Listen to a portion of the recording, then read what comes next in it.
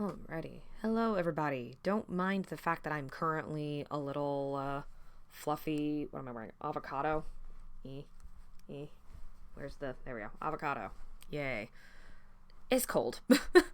So I'm bundled up and warm, and what better thing to do when you're bundled up and warm than to play a murdery dating sim? Case in point, note the content warning. This game is not suitable for children. You agree that you are at least 13 years of age. I'm way older than 13 years of age. I'm closer to 30 years of age. This game contains some graphic scenes of violence.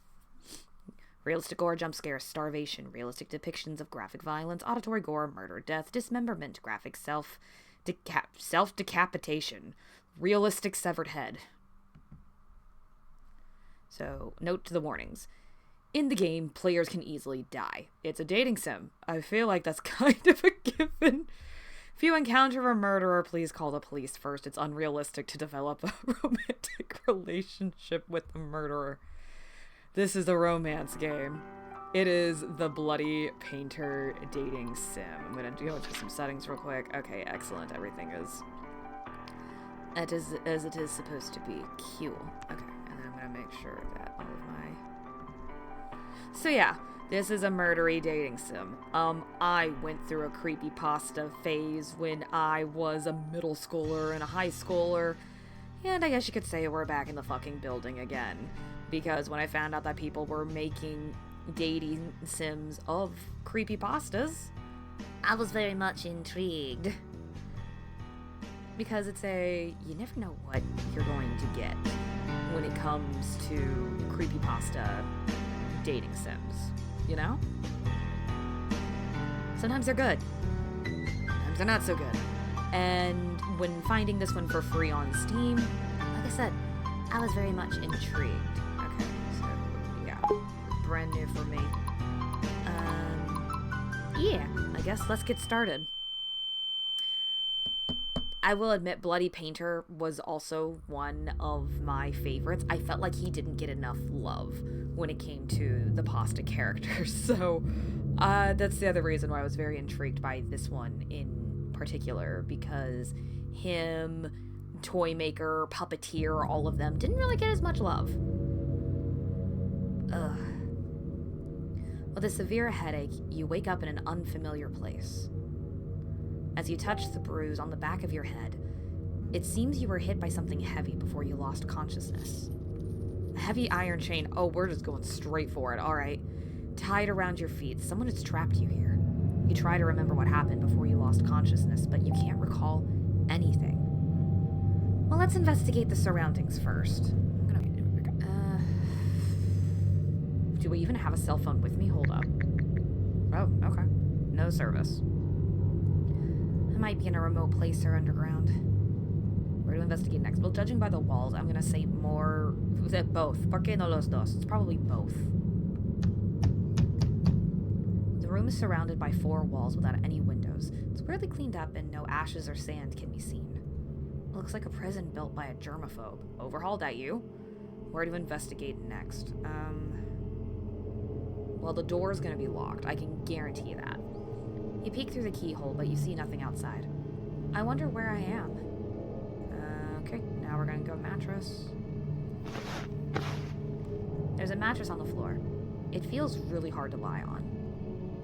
That's all we're gonna check? Like, we're not gonna check if there's any, like, hidden slots in the mattress? Okay. Sure. We're gonna check the food, I guess. There's a serving of spaghetti with tomato sauce and a bottle of water. Also a round plastic fork that's completely harmless was thoughtfully attached. Sport can still do some damage in the right circumstances, just saying. It's still warm. It feels like it was sent here not long ago. I guess that's it. There's not really much more we can investigate.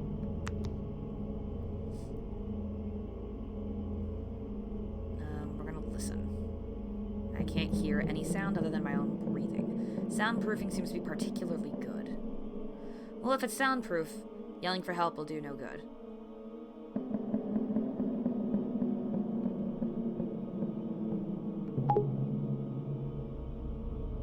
We're gonna ignore the food. We're gonna ignore the food. We're gonna hunger strike it. Hunger strike. Because I don't want to throw it. You lay on the bed. That would be rude. And try to sleep under this condition. Maybe it's the fatigue caused by nervousness, but you still fall asleep. You open your eyes after hearing some noise. Oh my god, I didn't expect it to just be there he is. Hi, buddy. A tall man wearing a mask is squatting on the ground and looking at you with his head tilted. He remains silent, as if sizing up his prey. Oh, he's got a little smiley bit. He points to the plate on the floor, like indicating that you should finish your meal quickly. Thinking the strange man might have poisoned your meal, you shake your head in fear. See, look, I know that it said voice for one of the audio options I could adjust, but you never know with these things, so I'm somewhat surprised we actually do have some. Alright. Seeing you have no intention of eating, he looks quite distressed. You can't die. I like the voice.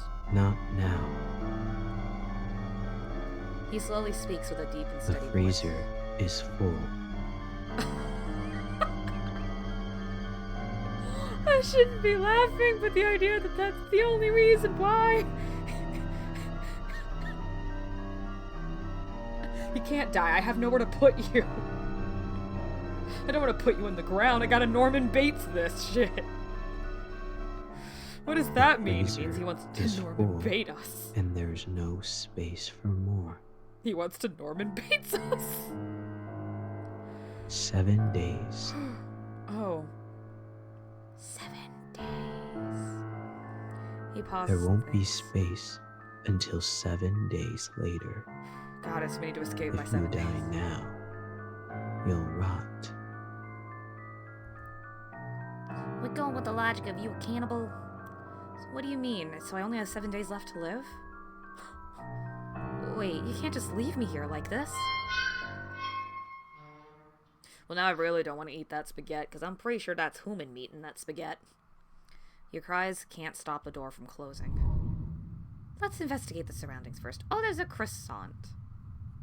Croissant. A bread and a bottle of water. Okay.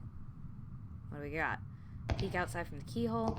You see the shadow of the man walking around. He seems to be busy with something. What is he doing? Can I keep looking? Okay, so it's not going to be any different suddenly. Oh, no, we're not going to... No. Can I not eat the meal? Guess we've opted to not eat the meal. Sure.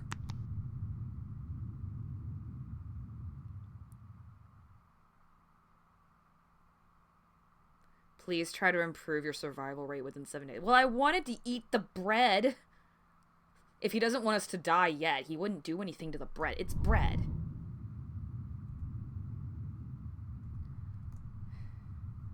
Can I at least drink the water? Empty plate. You check the keyhole. Hi. You seem to see something. You see that there is a vague figure at the end of the door. No, we're gonna observe quietly. You sense something wrong and realize what that is after narrowing your eyes.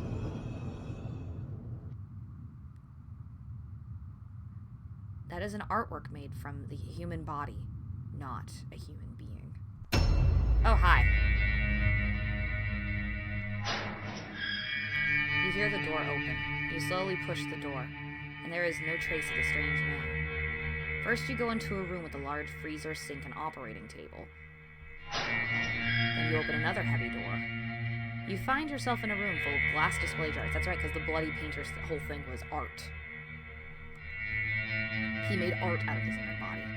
The jars are filled with specimens made from human body parts. It's like you're in an art museum.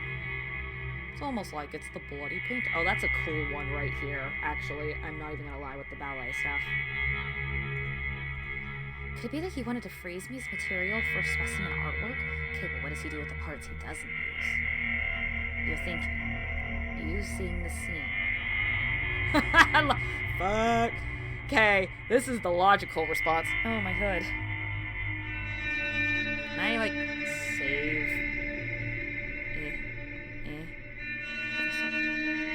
Okay, there we go.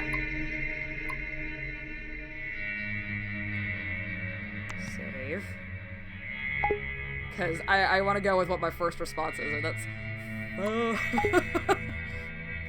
What the hell are these sick stuff? So disgusting. You say all the curse words you can think of in your life. You raise your fist and okay, well, I wouldn't do that. That part's dumb. Your wrist is grabbed by someone. Before you realize it, the man is already The standing last behind thing you. I welcome is an uneducated person like you.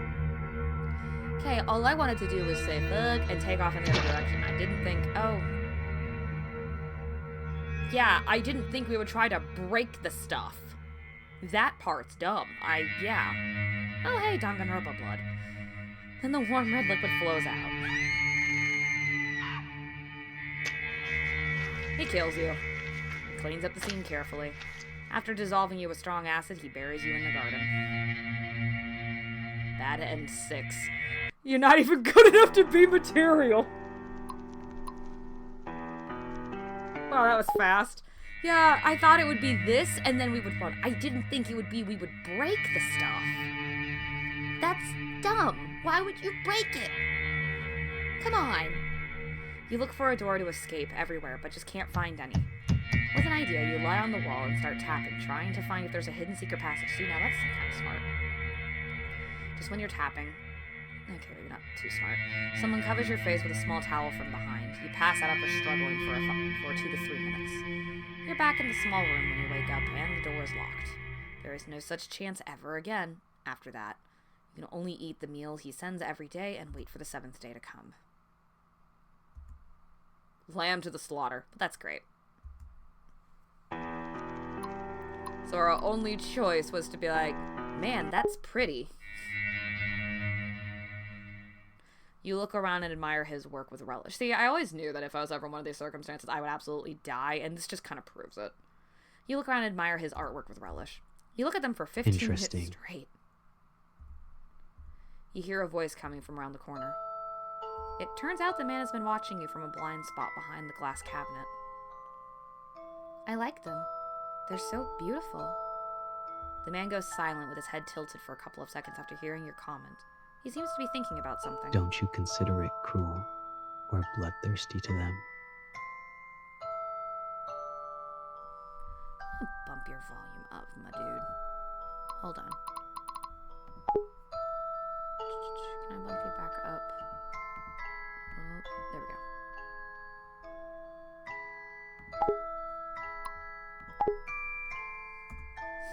No, I feel nothing at all. You're such a weirdo. Says the one who turned them into art exhibits.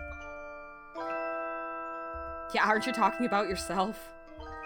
After you have a tour in his display room, he locks you back in the small room you were in. You go to sleep to end the day. Yay!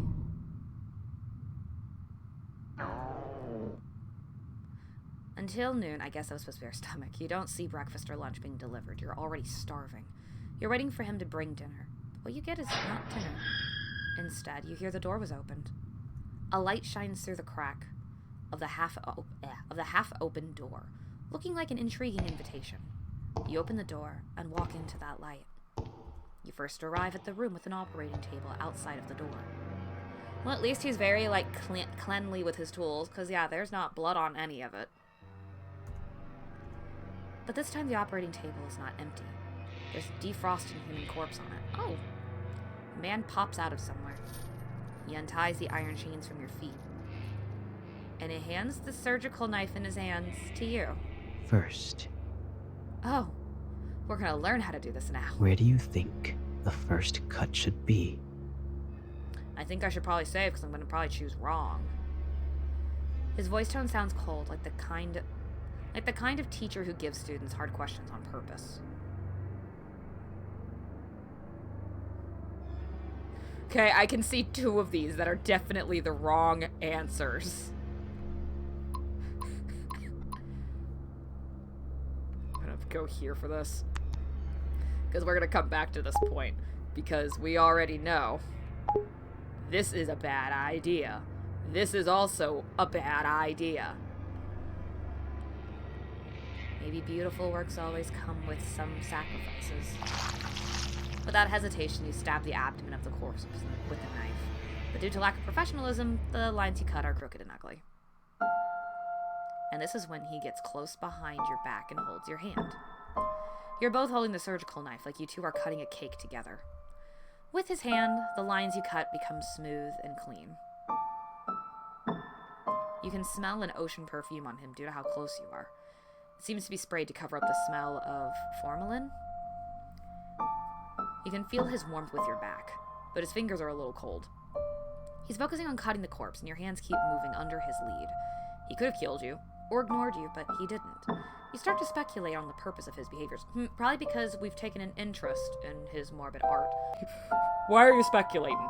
This is surviving, I guess. Could it be that he wants someone who can ignore the cruelty and process and understand him? Oh man, it's like one of those old Wattpad fics. After the happy creative time ends, you're locked in the room you were in. You go to sleep to end the day. We didn't even eat nothing. Until noon, you don't see breakfast or lunch being delivered. You're starving. You notice that something is shining at the corner. Oh, it's a key. Seems like the man accidentally dropped it last night. You open the door with the key. I'm surprised it would lock from the other side. You go past the operating table where you two spent creative time together. The display room. Then you discover that there are unnatural, uneven marks from one wall to the corner. You find a trapdoor. After pushing the trapdoor, you see a normal basement storage room. Oh, I was right, though. I am underground. At the corner of the storage room, you see a stair that goes up. Turns out that this really is an underground secret room. Hidden layer by layer with trapdoor. No wonder the sound insulation is so good. You walk up the stairs and see a heavy wooden board. You push it hard. What catches your eye is the interior of a cozy cabin. So yeah, I was right. It's both. We were out in the middle of nowhere and underground. Then you realize the heavy wooden board you just pushed back is the back of a bookcase. You look around and find that there are insect specimens everywhere in the cabin. There's also a reindeer head hanging on the wall. Then you walk into the living room. Okay, but he's kind of cute. You see a young man with a handsome face and pale skin lying on the sofa. The ocean-scented perfume and the faint smell of formalin emanates from his body. It's him. He's the masked man who kidnapped you, but he's not wearing a mask at this time. His sleeping face has a ferocious expression, that's what we'll call that. His neck is sweating and he seems to be trembling. It looks like he's sick. At this time, you decide to... Again...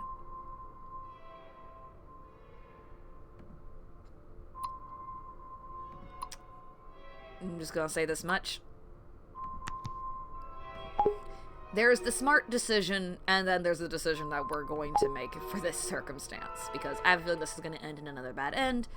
So let's play the long game, since it is a dating sim after all. So let's make the bad decisions. You can't bear to leave him alone, so you reach out and touch his forehead. So hot.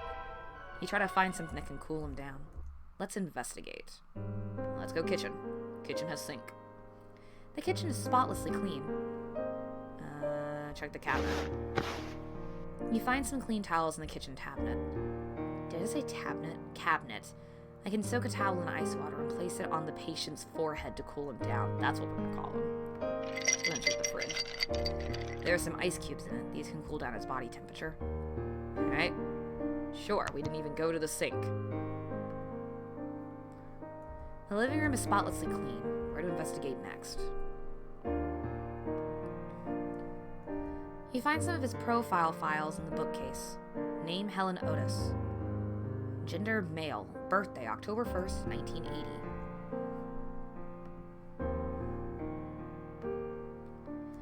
There's a jar of cocoa powder and a cup on it. Let's make him a cup of cocoa. How many things am I holding in my hand? There is a box with a combination lock on the shelf. Isn't one of them like 1980? Darn it. We're gonna get into that at some point. Alright. Wait, hang on. What was the... October 1st, 1980. So October is 10. So maybe it's 10/1/1980. Let's try that.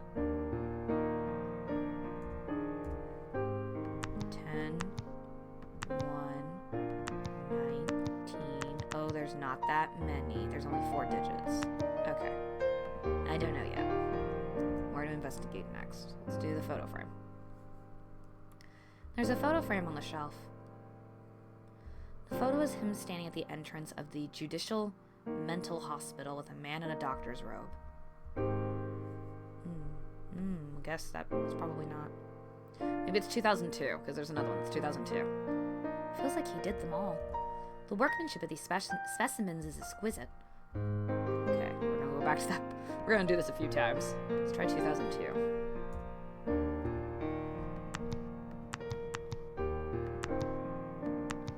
Darn it.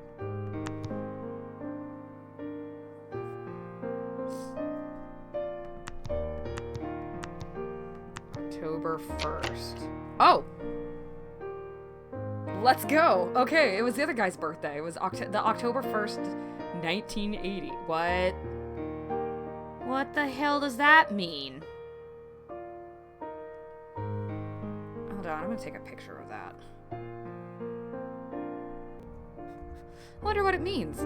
I don't know.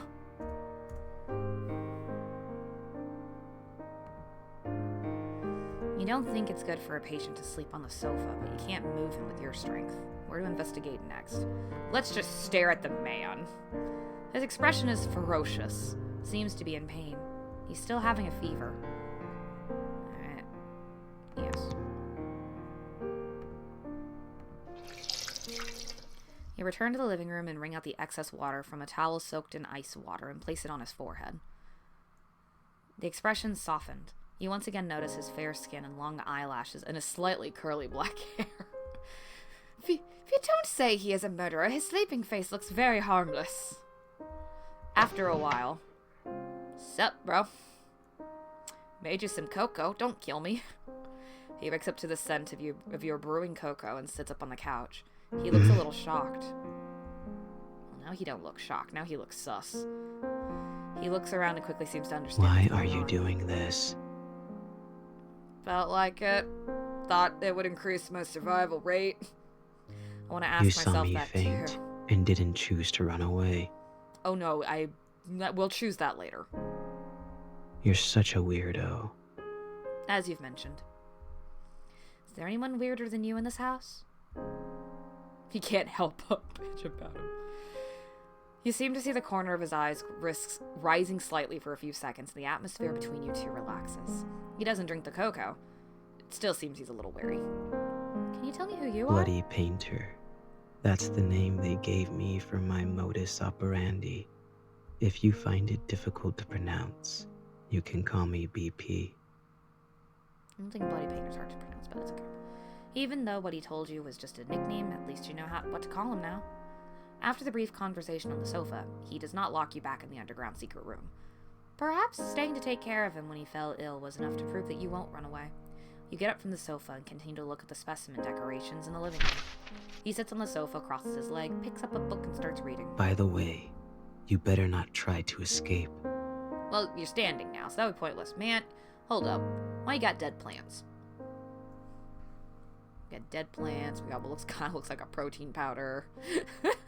There are traps all around the cabin, and only I know how to get in and out safely. Oh, so we probably would have died had we tried to have run. You sit on the sofa. Soon a wave of sleepiness comes over you. This isn't smart. Today you fall asleep on the sofa in the living room, and not the cold underground secret room, but I bet we'll wake up there. But the survival rate increases. Oh, we didn't! Holy crap! Day 5. You see him busy cleaning in and out of the house, early in the morning. I'll come help too. After finishing speaking, you pick up the rag and bucket and join the cleaning. But you can't really see where this almost spotless house needs to be cleaned. You're just taking a clean rag and wiping it on the clean cabinet. Do you usually love cleaning this much? It would soon be covered with a layer of dust. Though he doesn't talk much, his tone and voice give a gentle feeling, and it doesn't make you feel nervous. You climb up the short ladder and wipe the high cabinets with a rag. Suddenly, ew, a cockroach crawls out from a crack. You're so frightened you'll lose your balance. You close your eyes, but what you get is not the pain of falling to the ground, but a warm feeling. Sup, buddy?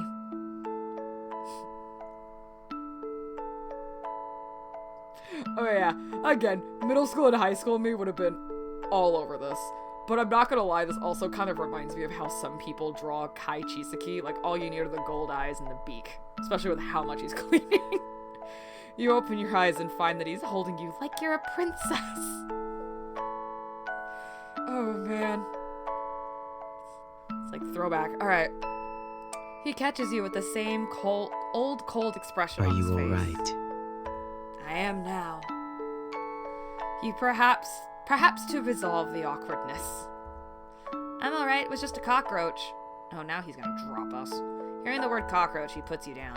He takes 2 steps back from the cabinet you just wiped and then says, Don't come near here yet. Why, are you gonna set it on fire? It's dangerous. Are you going to set it on fire? You can't help but chuckle at the thought of a murderer being afraid of cockroaches. Fine, whatever you say. The interaction just now makes you feel a little warmth from this cold murderer. At least you see more of his reactions and expressions. This is the rare relaxation you have felt in these tense days. He could have let you fall off the ladder, but he rushed over to catch you. Somehow you feel that after these few days of getting along, maybe now you both have different ideas about each other than you originally had. It was only a clear relationship between a murderer who wanted to hunt and a prey who was trying to escape, but now it has an extra layer of friendship, causing the interaction between you to have an indescribable sense of dissonance. Just when you pick up the old newspaper and prepare to wipe the windows, you find a police car parked on the road in the distance. 2 police officers get out of the car and keep looking towards the cabinet. At some point, Bloody Painter is already behind you, looking out the window with you. Wait for a second. And then he walks out of the door to talk to the police officers. Is there anything I can help you with? Are you Mr. Otis? Yes, I am. Have you ever seen these people around here? The police officer takes out some photos from his pocket. Have these people committed a crime and are running away? No. These people are the missing people around this area. I haven't seen them before, but wolves and bears often appear around here. Can we check out your cabin? Yes, come in. What happened to the traps? He behaves very kindly and politely. After speaking, he leads the way for the police officers. Please, follow my footsteps. Ah, that's how we avoid the traps. I placed some traps near the cabin to protect against wild wolves and bears. You don't want to step on them. Clever. It's actually a pretty good cover. The police officers enter the house and see you. Hello, this is... An old friend who came to visit me recently. Yes, that's my name, old friend. You greet the police officers with a smile and a nod. At the same time, a police officer quickly looks through the missing persons photos in his hands, and he puts the photo back in his pocket. It seems that your disappearance has not been discovered by anyone yet. You stand next to the bookcase, blocking the entrance to the secret room. After searching around, the police find nothing unusual and leave. His trust in you increases. Well, it didn't even give us the option to do anything. Today, you still sleep on the couch in the living room, instead of the cold basement. Half asleep, you hear the sound of someone approaching. When you notice it, the person seems to be very close to you. You pretend to be asleep, and the person just looks at your sleeping face quietly. The man stretches out his hand and takes it back just as he is about to touch your hair. But my hair's fluffy. You should touch it. He turns around and leaves. Aww.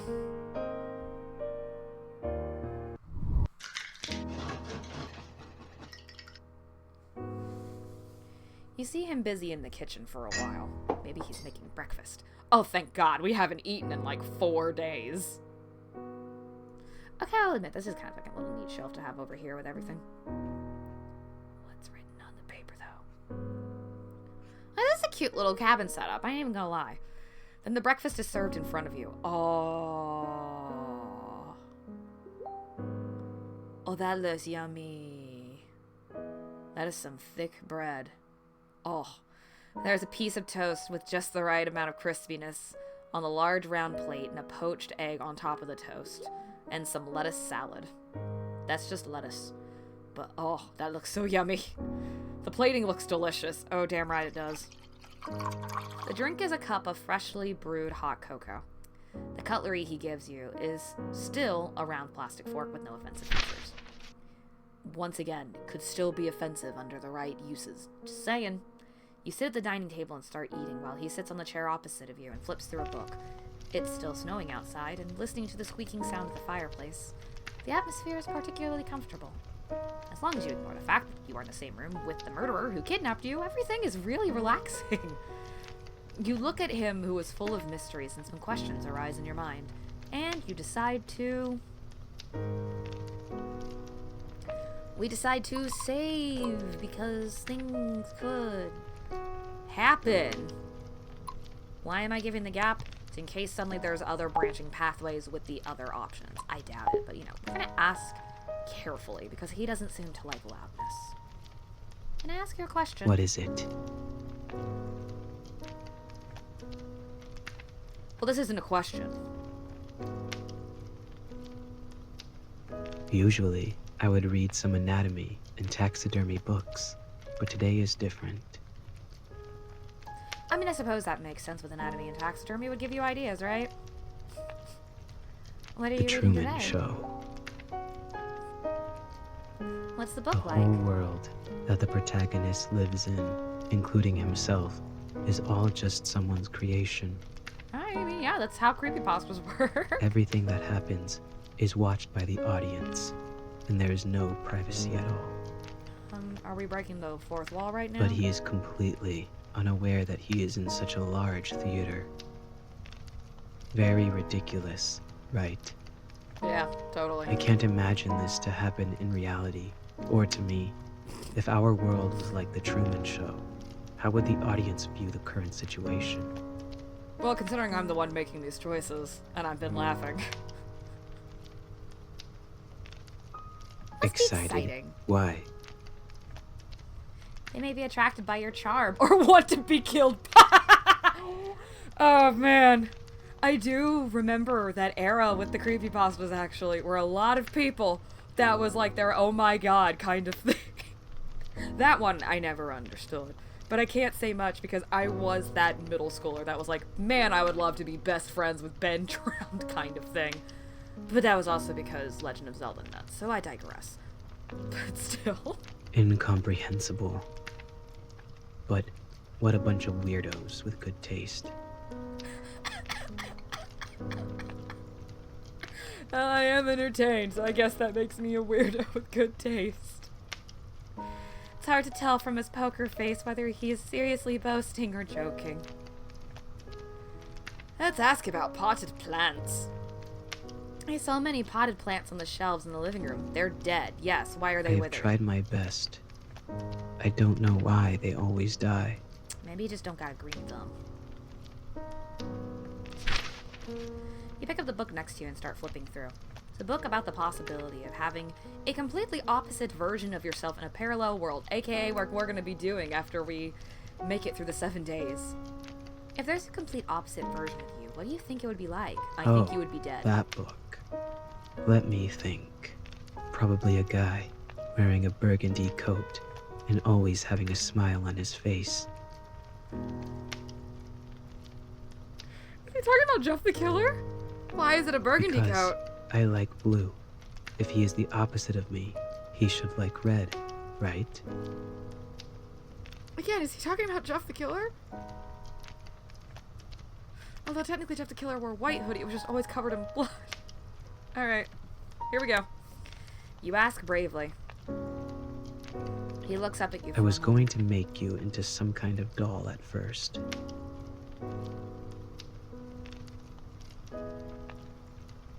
I mean, I like dolls. I particularly am a fan of porcelain dolls.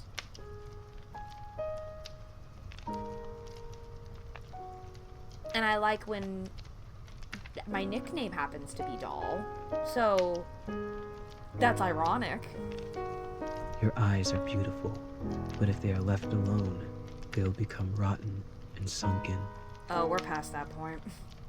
So I would like to dig your eyes out and put them in a glass jar and soak them in formalin to preserve them. How romantic. You know, I actually thought that was going to go a slightly different direction. I didn't think we were going to go with the descriptive of that. I thought it was going to be the descriptive of replacing them with something that can't age in general, not the preserving route. So that went a little differently than I thought it would. Glass beads will be placed in There the it is. empty eye sockets to replace the eyes. That's what I thought it was going to be. You Was look along that very line. pleasing to the eye, so I would also like to keep the head intact. So that means I wasn't too far off, actually, when I made the joke of the Norman Bates thing, because he tries to preserve his mom. Wow. I'm kind of curious what the other response would give us, and I'm sorry for call the constant saving. This is kind of what I do. I like to see what all of the different things present us with. But we're gonna say thanks for the compliment in this circumstance, I suppose, since technically he called ours You're pretty. welcome. He called us worth preserving. Why did he say at first? Has his mind changed? You're curious, but you don't have the guts to ask any further. We're gonna end the conversation. Whew. He realized he would rather a doll that can walk and talk rather than just sit. It's noontime. To thank you for making breakfast for me today, let me make lunch in return. Well, he does not trust us that much. He frowns at you with an expression that's like, are you out of your mind? Don't worry, you said there are traps outside the house. Only you know how to get in and out normally. Even if I resist you with the knife, I can't escape. Okay, but I'll keep an eye on you. Don't try anything stupid. Don't worry, that's the other pathways. Great. As for what to cook and the ingredients, well, a bad idea flashes through your head and curiosity makes you ask. I guess this is a fair question because I made the joke earlier about how there might be human meat in the meatballs. Do you eat human flesh? No. Why would I do that?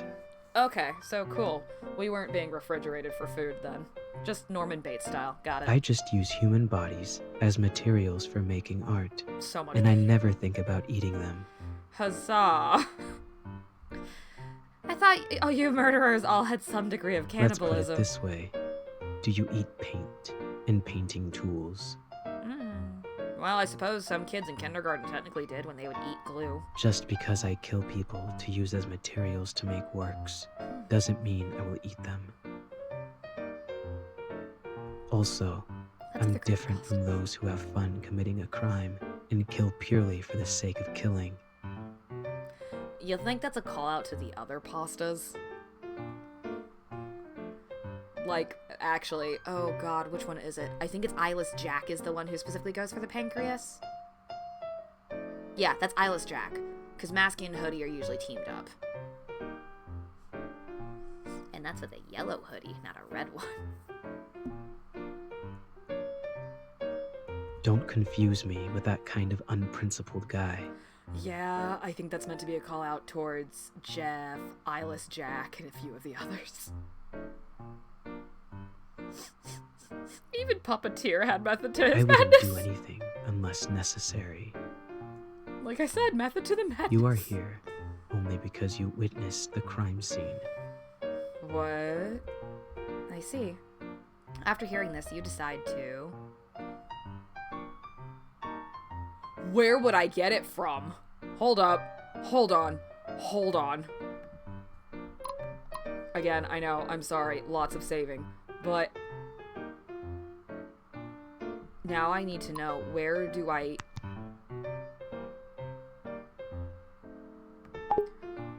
where do I get the human flesh from for this? You look at the ingredients in the refrigerator. There are eggs, tomatoes, white rice, and some curry powder on the shelf.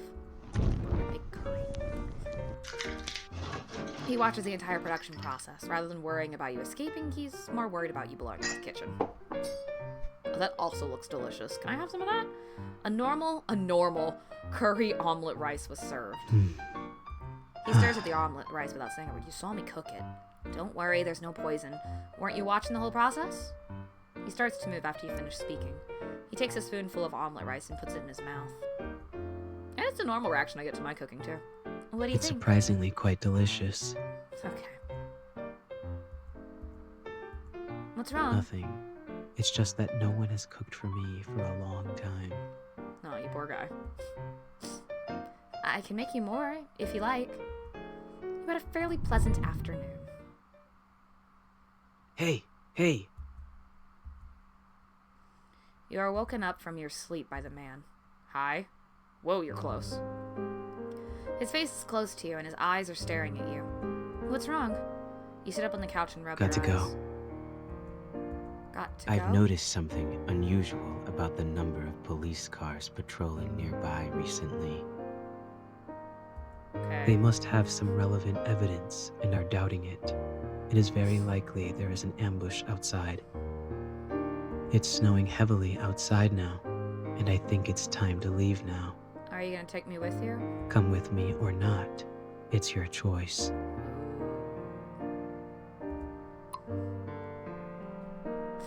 It's like this thing knew exactly what I was thinking with I need to save.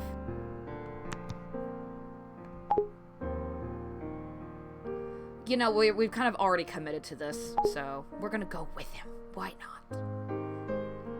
What do you want me to do? I'm fine with both choices, but I need you to look me in the eye and tell me, what do you prefer me to do? I prefer... He hesitates to speak and looks away, looking like he's thinking about something. They gave a countdown and I just reacted. Your behavior makes him a little panicked, and he doesn't seem to be good at this kind of situation. You notice his ears are flushed, and this unexpected reaction makes you want to tease him a little bit. What do you prefer me to do? I prefer... After a moment of silence, he Let slowly you speaks. come with me. He tries hard to look you in the eyes and speak We'll his set off thoughts. early tomorrow morning. Day 7. Well, I'm not being turned into a doll. Follow my footsteps. That really does look like a warm jacket, not gonna lie. You follow the shoe prints he leaves on the snow and finally succeed in avoiding the many traps around the cabin. Just as you're walking through the forest, you hear movement behind you. Freeze! In a snowstorm, several policemen who were lying in ambush chase after you. You ignore them and keep running forward. A gunshot shoots across the sky. Ah, nuts. And you feel a pain in your left calf. You are shot. He turned to look at you as if considering whether to leave you. He approaches you. Is he gonna carry us through this? And he holds you in his arms. You feel a warmth on your forehead. He kisses your forehead. Isn't there an ambush happening? We probably shouldn't be doing this right now. You feel time freeze at this moment. It's not actually frozen, though. The kiss is almost like a goodbye. Okay, then he leaves you and runs forward, disappearing into the heavy snow. You're later taken back to the police for questioning. You say throughout the process you were a victim. On that note, you're not lying. You don't reveal any unnecessary details. Since there's no relevant evidence to prove that you are an accomplice, the police can only release you after a long period of interrogation. After that... 2 years passed. Now you live in a cheap little apartment. You live an ordinary life as if what happened 2 years ago never happened. Today is Halloween, and every household nearby has put some thought into making decorations, but for you it's just another day of work. When you return to your apartment after getting off work in the evening, the strange thing is that as soon as you open the door, you feel a gust of wind. You remember you closed the window before going out. Just when you're about to close the window. Aw, okay, that's kind of sweet. You find a gift left by someone on the table next to the windowsill. A red rose. You don't know why, but you have a feeling the bloody painter has been here. Every Halloween after that, you receive a rose at your residence. It's like a once-a-year greeting. Although he says nothing, the rose seems to tell everything. Although you have certain similarities, you are two people from different worlds after all. Perhaps living your own life this way is the best outcome for both of you. Yay! Wait, how many good ends are there?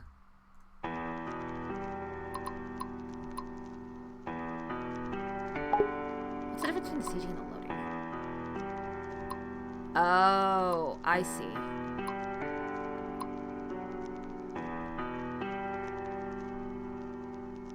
So it's all the ones I've gotten so far. Okay, so I'm still missing one. I'm still missing 3. Okay. Cool. Alright, so let's go back in. Let's see what happens. Let's see how fast we die if we attack him. You turn around and quickly try to stab him with a surgical knife. Yep, how did we guess? He seems to already know you would do that and holds you down quickly. You were indeed pretending. He locks you back in the small room you were in.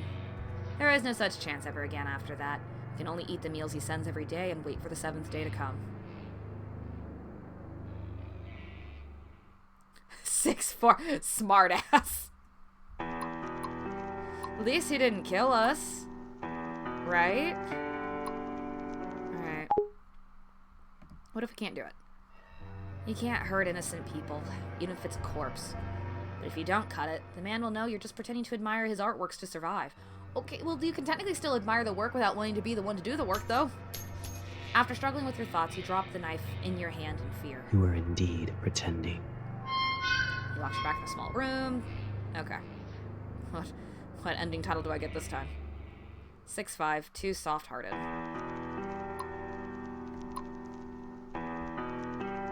Yeah, it might have not necessarily been pretend. Let's try to run away. How fast are we going to hit a booby trap? If you don't run away now, then when? You open the door and find a forest with heavy snow outside. You remember why you came here. You were traveling alone. In the evening, your car hit a deer on the forest road and then stalled. With no cell phone signal in the deep mountains, you walked on the road for 30 minutes until it got dark. Then you saw the lights of a cabin in the forest and decided to ask the occupants for help. That's when you witnessed that scene. Because he did say that we witnessed a crime scene. You witnessed a man wearing a mask dragging a corpse into the cabin, and unfortunately, you were discovered by the man. You ran wildly on the mountain road, but the man was more familiar with the terrain than you were, and he quickly got in front of you and knocked you out. Then, when you opened your eyes, you were in the underground secret room. This time, the man fell ill on the couch, and there is no one to stop you. You cross the gate with confidence, but after you only take a few steps, a sharp pain hits your calf and you look down at the blood-red stain on the snow. Just now you realize there are a lot of bear traps placed around the cabin, and it was difficult for you to identify them because they were covered by the snow. Uh-oh. The unstoppable pain makes you fall towards the snow in front of you. Ooh! As more bear traps are triggered, you are no longer you. You are an unrecognizable piece of flesh. The snow is dyed even brighter red, and you can only wait for the wolves to eat up your remains. Bad end. Beware of traps. Ouch.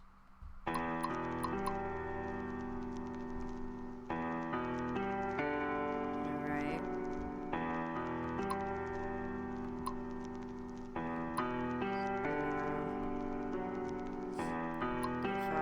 Day 7. So yeah, that's good end 4. I'm guessing that means this is supposed to be good end 1. There's other good ends, but how do you get them? Does one of them involve the box?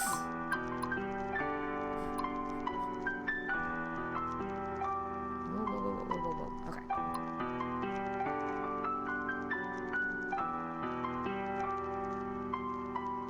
Does one of them involve if we ate the food out the gate?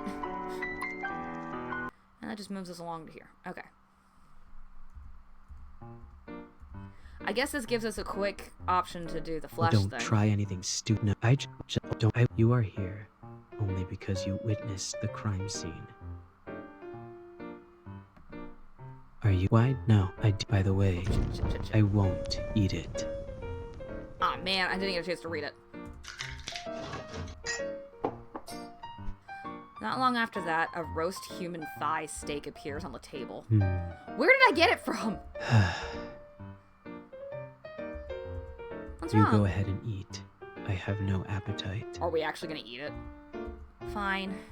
You cut the human steak into a size that fits your mouth. Holy shit, we actually ate it. The human flesh tastes firm, very chewy, and has a distinct beefy flavor. It tastes a bit like venison. Though it's delicious, it's difficult to chew, so you chew it for a very long time. It's really delicious. Wouldn't you like some? He continues to watch you eating with gusto. At this point, your fork accidentally falls to the ground. You bend down and pick up the fork that had fallen to the bottom of the table and raise your head to continue eating. You look at your plate and notice that there seems to be a piece of meat missing. Not bad. Oh, he actually ate it. Did you say Nothing. something? He licks his fingertips and says, he had a fairly pleasant afternoon. Well, I wonder if this gives us a different ending then. Hey! I... Got to How go. did I know how to cook the human? I've noticed some. They must have. It's Yada, come with yada, me yada, or yada, yada. not. It's your choice. We aren't going to save because we already did this. We'll go with him, but this time we're not going to hold his hand. See what happens. I prefer. We're going to do nothing. If I take you with me, you might become a burden in the process. Fair. But if I don't take you, it will be even worse if you reveal my information to the police. So he's going to kill us. He calmly analyzes the So situation. you might as well come with me. That the only reason you want me to come with you. Follow my footsteps. Okay, so we follow the prince. Coppers find us. Did I still get shot? Yep, I still get shot.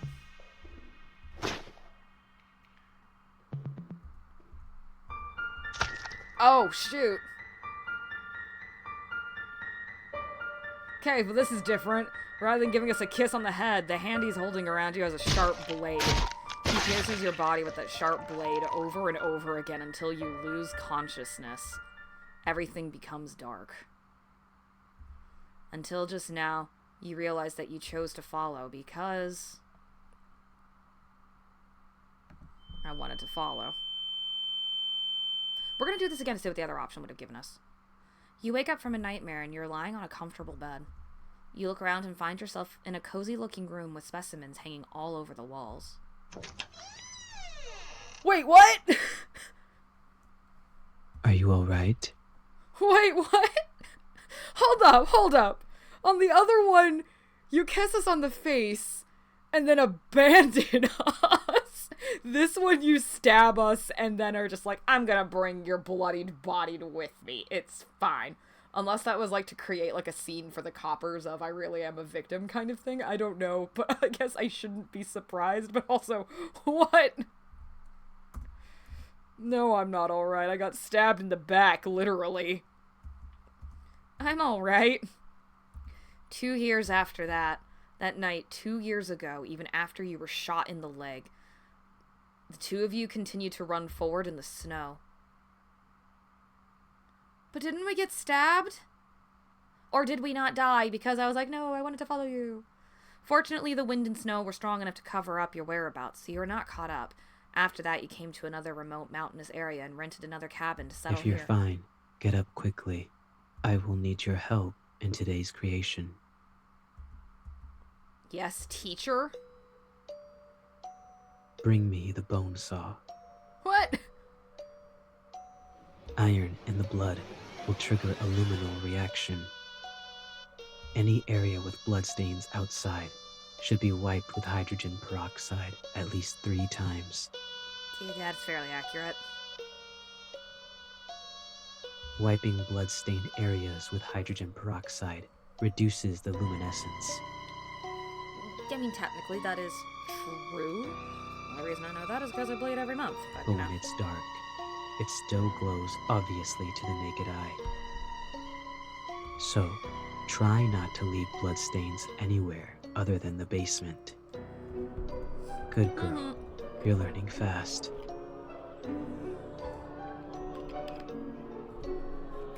He teaches you carefully, every step and every detail.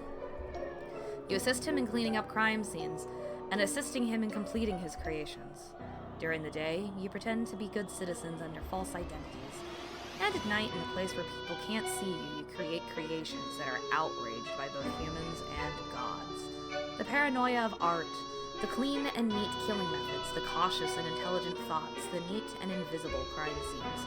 You are obsessed with everything about him, and he is the person you long to follow. You long to become the second him under his leadership. What?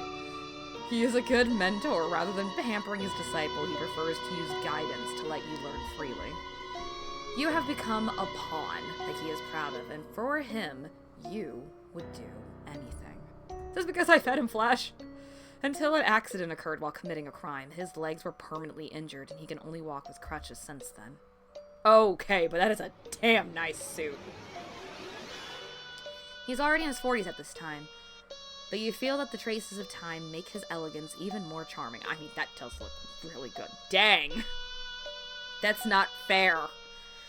Just when you think that the Bloody Painter's evil deeds have come to an end. I have nothing left to teach you. What do you mean You by seem that? to like this mask very much.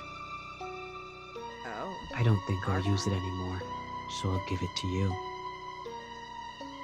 What to do next is up to you. He gives his mask to you. You look at the mask in your hand and seem to understand the meaning of the teacher's words. You think to yourself that maybe your encounter with him years ago was just for this moment. I won't disappoint you. The legend continues. Good End 4-3. Master and Disciple. Well, that's not what I wanted to have happen. Hold up. Like I said, is this because I gave you flesh? What if we do the path where I don't give you flesh? We're still gonna go with him. We're still gonna opt to not hold his hand. I prefer. Oh, shoot.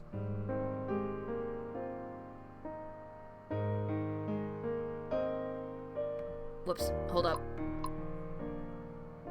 I clicked through. Hold on. Take 2. Okay, we're gonna go with him.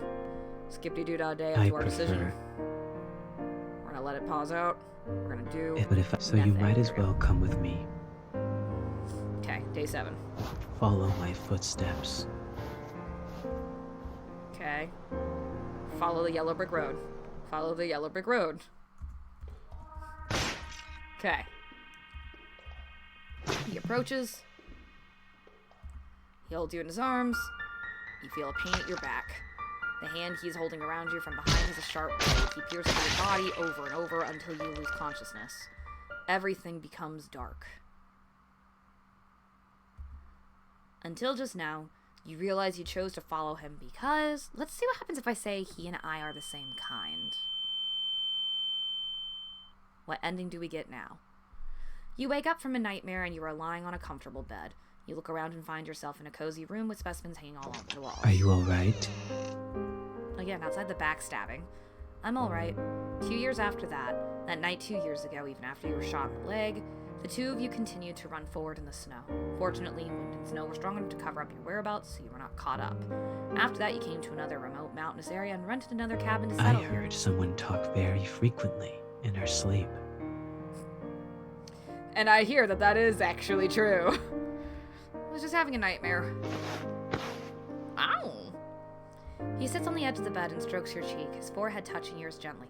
Okay, you would think the he and I are similar part would actually result in the student-teacher one, rather than I just wanted to follow you. Okay. He sits on the edge of the bed and strokes your cheek, his forehead touching yours gently. Don't worry. There's nothing to be afraid of. You're right, now that you don't want to kill us anymore. There's nothing more dangerous than me here. Never mind, it's because we're gonna take that route. I love that, though, I'm not gonna lie. He is right. If you are just an... He is right. If you are just an ordinary person, you should be worried about the murderer living under the same roof as you now, rather than a nightmare. But you are not an ordinary person. You are as cold-blooded and emotionless as him. You two are equally evil, but this makes you both find a sense of belonging in the other. Is this why we know how to cook human flesh? Living with others made him feel uncomfortable at first, but living with a crazy person like him doesn't make him feel uncomfortable, because you can always quickly know what the other person is thinking. And you also know clearly where the other person's boundary is. You live under the same roof, but you don't interfere with each other. He continues to commit crimes, and you sometimes participate on a whim. You have each other by the short hairs. And you know that if you expose each other's crimes to the public, then you will be finished too. So you more or less cover each other. You have a strange symbiotic relationship where you sometimes dislike each other and sometimes deceive each other. But you also have absolute trust in each other. Two madmen keeping each other company. Also, we don't get to see the suited version. Madmen's house. Alright, we just got one more. And I guess that is if we opt to stay. Whoa, hold up. Hello? There we go. So. Let's choose to stay. I want to stay and live a normal life. You think that this crazy journey should not go on? Okay, I understand. Suddenly, his face slowly moves closer to you.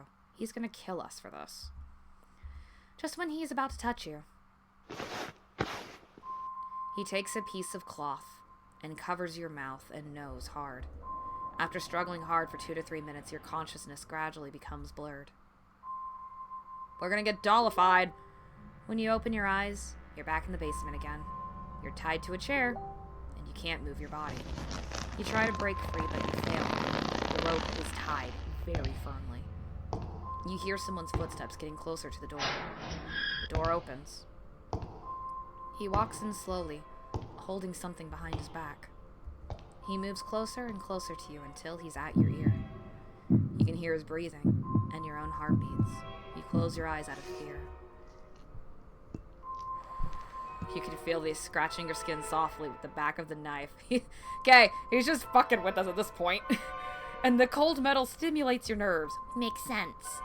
His palm is holding the back of your neck through his glove as if he's studying your face and thinking about where to cut it. Is he just gonna do this real quickly while there's a raid outside? Fear boils inside you. Tears fill your eyes unconsciously. Suddenly, he fiercely holds up... I'm expecting the gouge. He fiercely holds up the back of your neck, forcing you to look him in the eyes.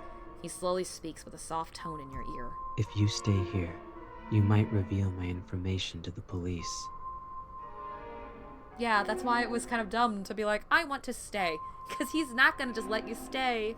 Because you know how it works. The only thing that you can't reveal is where he's going. The risk of keeping you alive is too high. It's really not, though. But even if I say I want you to come with me, a normal person like you will leave me one day, eventually. Yeah, because she said the words, I want to live a normal life, which is cute clues for him of, you're not going to be able to stick around with this for very long. I quite like you. Thank you. You're going to turn us into a doll to keep us forever, aren't you? And if it's you, I would like to turn you into a work and put you somewhere I can see you every day. Call it. Can you at least make us a It's pretty you doll? who made me realize that I might be more selfish than I thought. Yeah, well. Don't worry. Can we at least make this painless? I'll saw your head off as material for artwork and visit you every day. I thought you wanted to keep the head intact. Thank you for spending these few days with me. I felt quite at ease. You're welcome. We'll have more time to spend together in the future. I thought we were gonna keep the head intact. We could be full-size doll, you know? We didn't have to go like Bratz and Barbie head. The red flower flows from the neck. Well, that's at least a pretty way of phrasing it. Do we even get to see what we look like? Now you can neither feel nor think. Everything is dark. Oh, we do get to see. Lovely. Wow, we really did become one of those Bratz/Barbie doll things. We're just a torso. Your body and your skull are separated. He finds a new place after he takes your head and leaves the cabin. He carefully makes your head into a specimen and your eyes are replaced with the glass beads. You are made into a beautiful but also creepy doll. We're just a torso. We're not even torso. We're just head and shoulders. We're a shampoo brand. And he visits you often. You become his favorite work, and you are with him forever in the form of art. Good end? That's a good end? Okay, well, I still need to figure out what in the world that code was that we found for the box.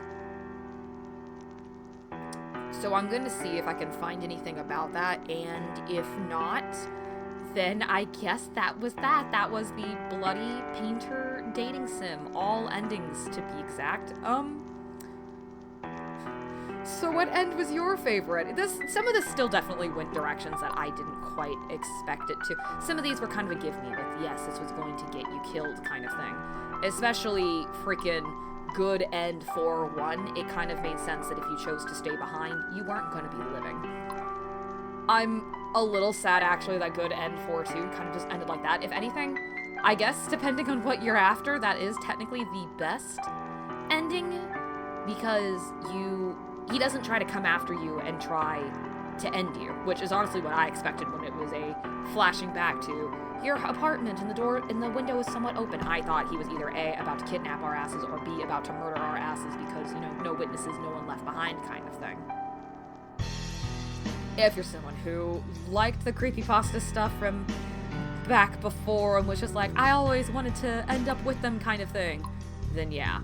I am a bit bummed, though, that ending 4-4 doesn't have this one. I hate that the suited version is for the teacher thing, because god dang, that's a good suit, and a good color.